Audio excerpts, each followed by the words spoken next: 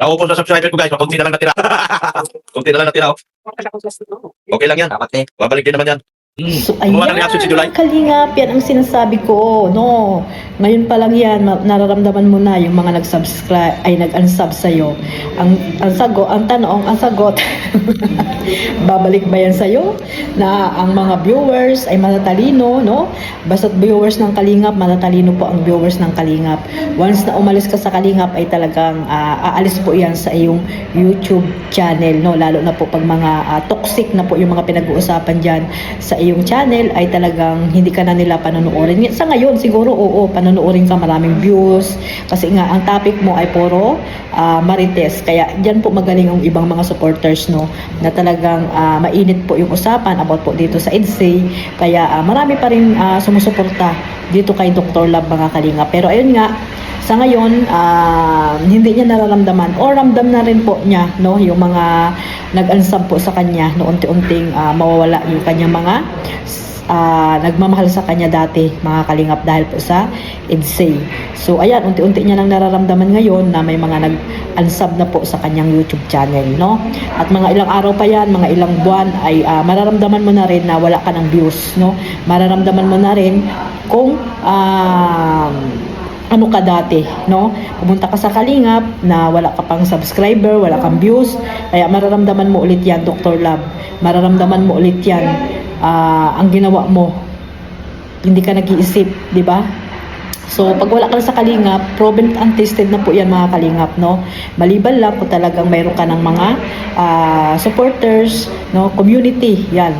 So, ngayon, bumubuo sila ng community, di ba? Yung Team Guapa daw, di umano. Yung Team Guapa nila, na yung iba dyan ay supporters ng kalingap, no? Yung iba dyan, supporters pa rin ng ni Edo. So, nasa inyo po yan kung patuloy niyong suportahan si Dr. Love, dahil nga wala na po yan sa kalingap. So ito, mga kalingap, no, bagong reaction natin dito kay Dr. Love about po dito naman kay Kuya July. Si Kuya July po ang kanyang binalikan. Dito sa kanyang live, no? Parang against po siya dito kay Kuya July, no? Dahil nga sinabi ni Kuya July na naawa dito kay Beyonce dahil nga sa ginawa ni Red Sane, mga kalingap. Pero yan nga po, sabi nga ni Dr. Love ay mali po yung sinasabi ni Kuya July, at yung tatay nga daw ni Beyonce ay nagagalit daw di umano dito kay Kuya July, mga kalingap. Gaano po kayo ito katotoo? So ito, mga kalingap, meron pa tayong clip video na ipapanood sa inyo or ipaparinig na nakuha ko po kay Dr. Love, mga kalingap. Ayan, sama-sama po natin panoorin ito, mga kalingap. Naubos na subscriber ko guys, konti na lang natira. Konti na lang natira. Oh. Okay lang yan. Dapat eh. Babalik din naman yan. Gumawa ng reaction si July. Ano, shout out July. Mali man yung reaction mo. Napakahina mo pagdating sa reaction.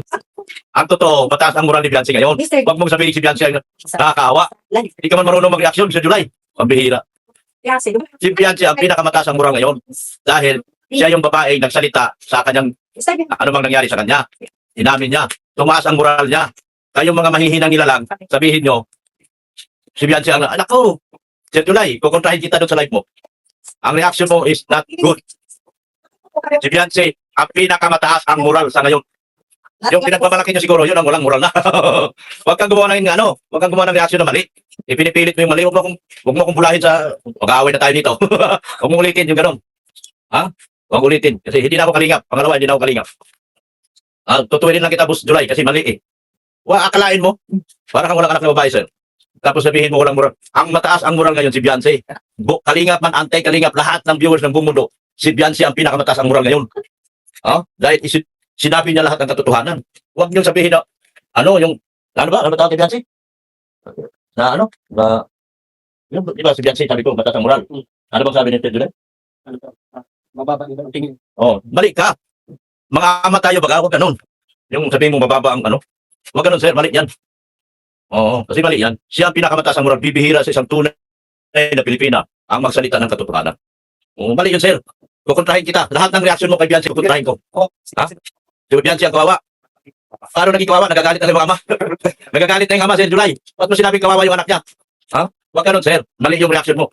Pwede pa kay bago yung reaction mo. Kukontrahin ko yung reaction mo eh. Baka daw sila maging kawawa pag nagkataon. Sabi ni Panay, baka may maging kawawa pag nagkataon. Hindi yung sabihin nyo kawawa si Bianchi. Mali yun, sir. Ulitin ko, Sir July. Kukontrahin kita doon sa reaction mo. Hindi ko nagustuhan. Dinadaon mo si Bianchi sa reaction mo, sir. Mali yan, sir. Mali yan, sir. Sir, mali. Pakiulit at pakibago. Siya ang pinakamataas ang moral ngayon. Dahil ang babaeng nagsasalita ng kanyang sinapit ay itinataas ng Diyos at itinataas ng gobyerno at ng estado natin ito. Huwag mong sabihin, hindi ko nagustuhan yung reaction mo eh. Pinababa mo yung bata. So ay mga kalingap, narinig nyo naman po no, na talagang against siya dito sa live ni Kuya July. At ayusin daw ni Kuya July dahil mga kalaban niya daw itong si Kuya July. Magpapaano kaya si Kuya July? Kay Dr. Love, pambihira naman no, si Kuya July na tuloy ang binalikan ni Dr. Love dahil nga po sa nangyaring awa di umano dito kay Beyonce dahil nga sa maraming mga basher no. Totoo naman, hindi naman si Kuya July nagsabi niyan. Ultimo si Kuya Kalinga Prab nagsabi na nakakaawa ngayon si si Beyonce dahil nga sa nalaman ng iba no, kung totoo man o hindi yung mga pinasabog nila dito kay Kalingap Edo ay pangit pa rin po dahil si Beyonce po ay babae po mga kalingap no, babae po si Beyonce. So hindi pa nalaman ng iba, tuloy nalaman po dahil sa mga kangangaw-ngaw ni dyan, no? Kangangaw-ngaw ni Red Sane. Hindi rin siya nag-iisip kung sino ba yung maapektuhan dito, no? Sabi nga ni Dr. Love, nagsalita na daw si Beyonce. So, saan nagsalita si Beyonce? Sa inyo lang, di ba? Sa inyo lang siguro nagsalita si Beyonce. Ngayon, pasalitain mo dyan kung talagang totoo yung sinasabi nyo na may ginawa dito si Kalingap Edo. At puntahan nyo, magreklamo kayo, yung pamilya.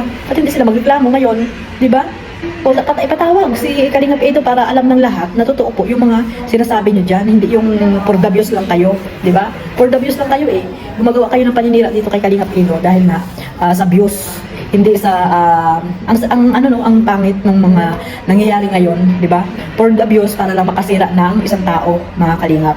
Di ba mga kalingap? So kaya yan sa kanilang kangangaw, natanggal sila dito sa Kalingap. At ayan, binalikan si Kuya July, nasabi daw mali daw yung mga sinasabi ni Kuya July sa kanyang reaction video or sa live po mga Kalingap.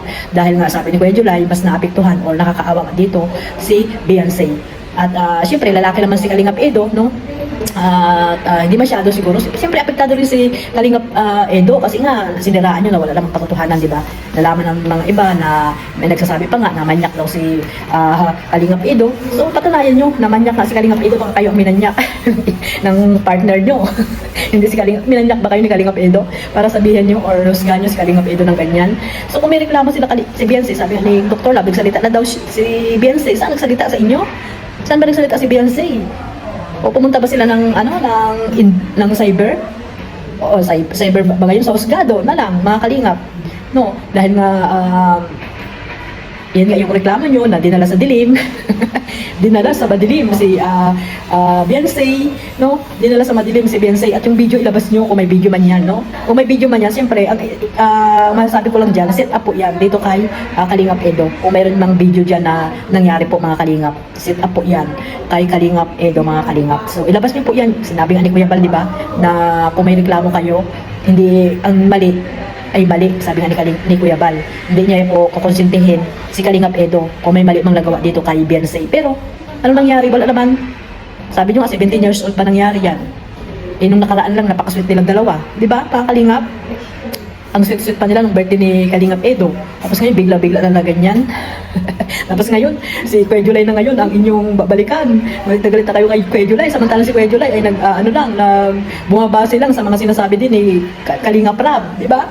So, sana po, wag na kayong mandami ng ibang tao or kung galit man yung tatay ni Beyonce, dapat magreklamo sila, nanay ni Beyonce, magreklamo sila sa tamang pamamaraan, sa tamang proseso po mga kalingap, hindi sa inyo nagsusumbong. Ano ba kayo, attorney? Diba? Tapos kayo nagbo-broadcast sa social media, tama ba yan? Para sinaan nyo ang isang tao, para pabagsakin nyo ang isang tao. Yan lang naman yung motibo nyo dyan eh, para pabagsakin nyo si Kalingap Edo. Pero ang tanong, inaano ba kayo ni Kalingap Edo? Ba't galit na galit kayong dalawa kay Kalingap Edo? Dahil ba, yun nga, sa nangyari kay Beyonce? Hindi dapat, kung mayroong nagawa ang ganyan, hindi sa social media nyo ilalabas yan dahil maling-mali po yung ginagawa nyo. Maling-mali po yan. yung ginagawa nyo na yan. May tamang lugar po na para po pagsabihan nyo or doon kayo magreklamo para po hindi na po sana humaba mga kalingap, no? Hindi na sana kung sino-sino pa yung nadadamay, di ba? Or hindi na sana mapahiya or may mapahiya man tao or wala na sana kayo natatapakan tao mga kalingap. Lalo na po si Beyonce. Dahil si Beyonce po ay babae mga kalingap, di ba? Huwag na kayong kung ano-ano sasabihin nyo, may anak kayo, wala pa kayong anak, gagano sasabihin pa kayo Kuya July. Ba't napunta doon? Di ba mga kalingap? So sana po, no, supportahan niyo po ang si Kalingap Edo mga kalingap, no?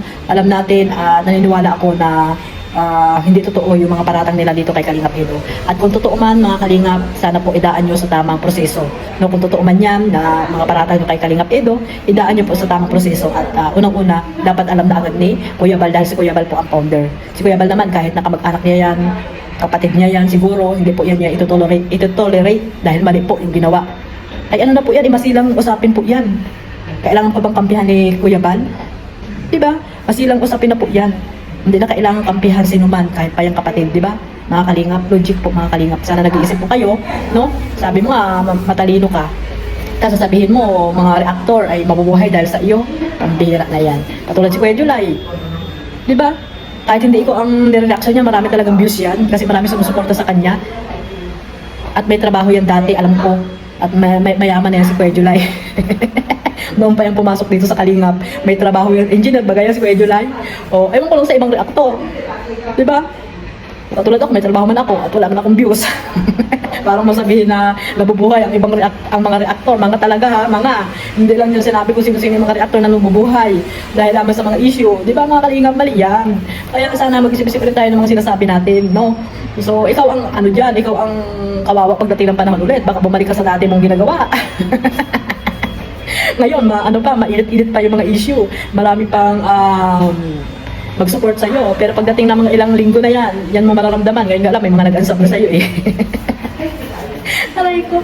So, ayun po mga kalingap. Maraming salamat po sa walang sawang pagsuporta dito sa aking maliit na YouTube channel. Huwag niyo pong kalimutan suportahan Kuya Bal Santos Matubang at Edna Vlogs, Kalingap Rab, at syempre ang Jomcar, at syempre ang inyong idol, Kalingap Edo, no? At si Kalingap Dan, suportahan din po natin mga reactor po na gusto niyo po suportahan. Ayan, at pasensya na po kayo. Yan. O medyo mahina ang aking boses kasi nandito kami sa labas ngayon. Ayan po, ayan. Maulan po dito ngayon mga kalingap. So, maraming salamat po ulit. God bless us all. Mabuhay pa din Kalingap. Bye-bye!